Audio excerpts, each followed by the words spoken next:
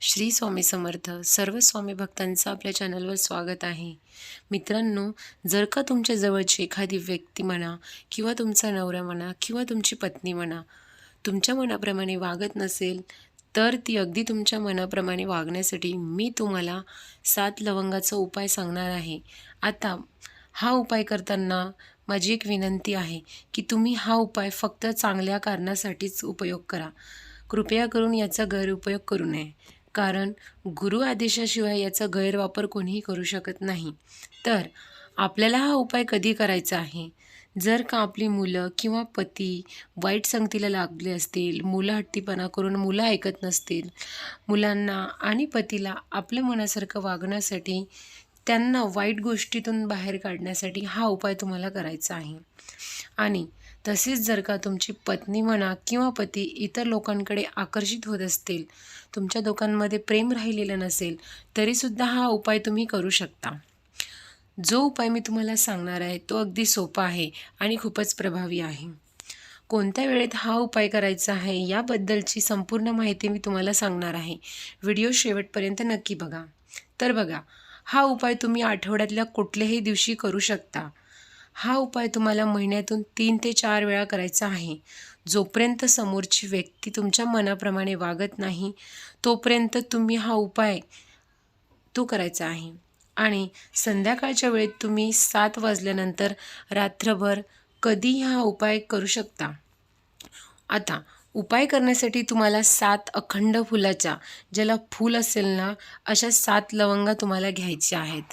म्हणजे तुटलेल्या वगैरे लवंगा नसो, अखंड लवंगा पाहिजेत, ज्याला फूल असेल. अशा 7 लवंगा तुम्हाला घ्यायच्या आहेत.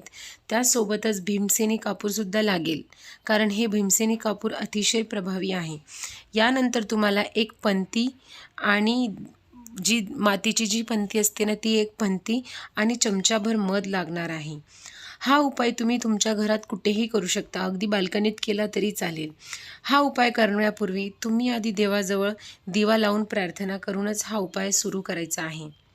तर हा उपाय करताना एका आसनावर बसून चमचाभर मध हे आपल्या उजव्या हातामध्ये घेऊन, त्यानंतर ज्या व्यक्तीसाठी तुम्ही हा उपाय करणार आहात, म्हणजे जसा तुमचा मुलगा किंवा मुलगी किंवा पती तुमचं ते ऐकत नाही, तर त्या व्यक्तीचं तुम्हाला 7 वेळा नाव घेऊन ते मध तुम्हाला थोडं थोडं करून 7 वेळा चाखायचं आहे.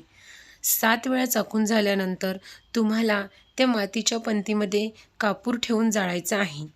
यानंतर तुम्हाला एक लवंग उजव्या हातावरती घ्यायची आहे. त्या व्यक्तीचं तुम्हाला नाव घेऊन ते फूल तुम्हाला मधामध्ये बुडवायचं आहे आणि पेटत्या कापुरामध्ये स्वाहा करून टाकायचं आहे. पुन्हा तुम्हाला दुसऱ्या लवंगाचं फूल घ्यायचं आहे आणि ते सुद्धा मधामध्ये थोडंसं बुडवायचं आहे. थोडंसं मध त्या लवंगाला लागलं पाहिजे आणि ते लवंगाला लागलेलं मध पुन्हा कापुरासोबत स्वाहा करायचं आहे. असे तुम्हाला लगातार 7 वेळा करायचं आहे. आणि हे करताना ज्या व्यक्तीसाठी तुम्ही हे करत आहात, त्या व्यक्तीचं नाव आपल्याला घ्यायचं आहे. लवंग हा पूर्णपणे जळाला पाहिजे. बघा, जेव्हा तुम्ही हा उपाय करत आहात ना, तर त्या कापुरामध्ये तुम्ही त्या लवंगाचे फूल त्या जाळणार ना, तर ते अगदी पूर्णपणे जळायला पाहिजे. कारण की त्या अर्धवट जळाला तर हा उपायाचा तुम्हाला फायदा होणार नाही. तर हा लवंग पूर्णपणे जळायलाच पाहिजे. तर बघा, अशा पद्धतीने ह्या 7 लवंगाचा उपाय तुम्हाला करायचा आहे. हा उपाय केल्याने समोरची व्यक्ती, तुमचा पती किंवा तुमची पत्नी नक्कीच तुमच्या मनाप्रमाणे वागेल आणि तुम्हाला मान सन्मान देऊन तुमच्या नात्यामध्ये जी काही कटुता निर्माण झालेली आहे किंवा तुमची मुलं आहेत जे अभ्यास करत नाही, जे मुलं ऐकत नाही किंवा तुमचा नवरा व्यसन करत आहे, पत्नीच्या मनाप्रमाणे ऐकत नाही, घरामध्ये म्हणजे काही सामान वगैरे आणत नाही, पैसे उधळत आहे, सारखे घरामध्ये पैशाची कमतरता असते, अशा प्रकारे तुमच्या घरात जर वातावरण असेल, तर तुम्ही ते वातावरण ठीक करण्यासाठी त्या व्यक्तीला तुमच्या मनाप्रमाणे, म्हणजे बघा, आपल्याला हा उपाय आपण चांगल्यासाठीच करणार आहोत, आपण एखाद्या वाईट गोष्टीसाठी हा उपाय करणार नाही आहे.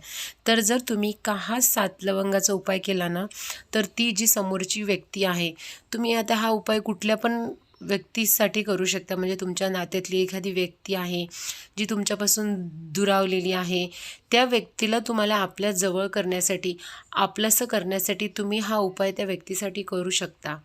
तर बघा मित्रांनो, हा 7 लवंगाचा उपाय अत्यंत प्रभावी असून जर तुम्ही कुठल्या अडचणीतून जात असाल आणि तुमच्या जवळची व्यक्ती खरंच तुमचं ऐकत नसेल, तर तुम्ही हा उपाय त्या व्यक्तीसाठी करू शकता.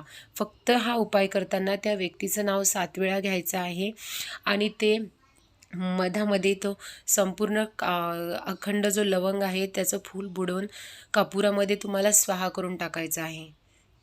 ते झाल्यानंतर जर हा उपाय तुम्हाला अत्यंत प्रभावी ठरणार आहे. मित्रांनो, व्हिडिओ आवडला असल्यास कमेंट करून सांगा. श्री स्वामी समर्थ.